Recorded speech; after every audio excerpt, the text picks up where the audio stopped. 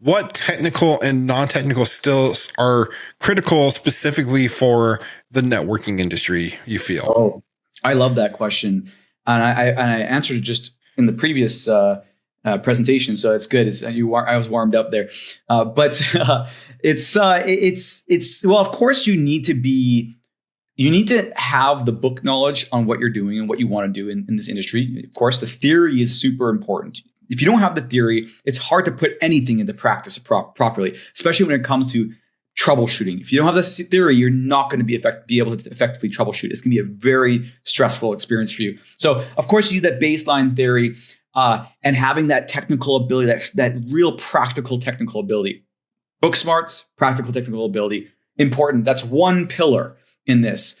But I would say just as important is your social skills and your ability to communicate effectively and eloquently. I've found that I've received so much more opportunity in my life versus some of my former colleagues and friends who have the same skill set as I do on the technical side. But because I can present, I can communicate to any level of individual, whether you're at the top of the totem pole in an organization or right at the bottom, and I can do this with empathy and in a really like easy to digest fashion.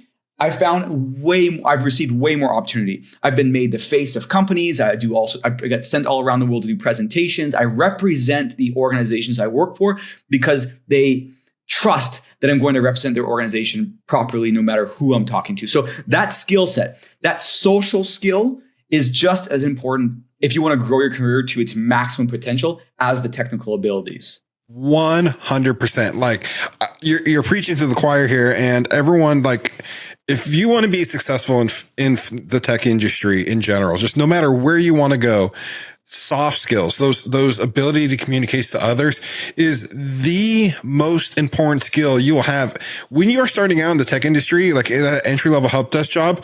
That is really, I feel, the only skill you need to have.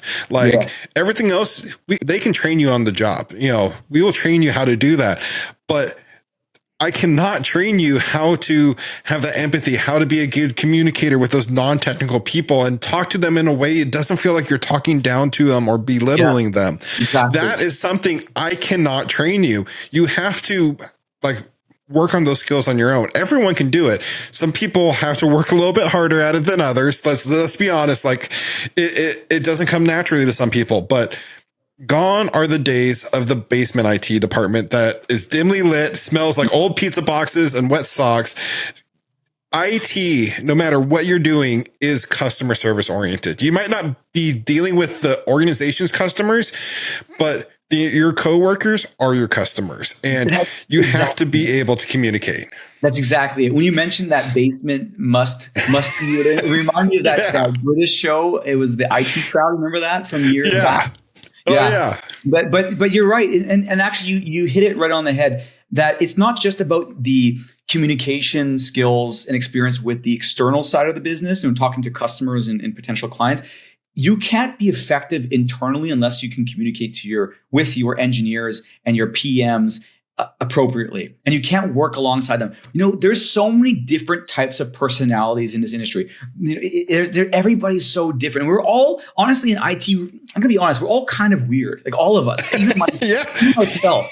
We're somewhere on this weird spectrum, and we have our quirks. And if you can learn to put those aside and work around that, and no matter what happens, you just communicate and you're in this together type mentality, you will always succeed. You'll always succeed. It's the person or the people that kind of go into the corner and go in their shell that end up becoming forgotten, that end up becoming unused, that end up becoming disposable. Right? Is it the right word? Disposable, dispensable. Both. Yeah, I mean, in all honesty, but absolutely.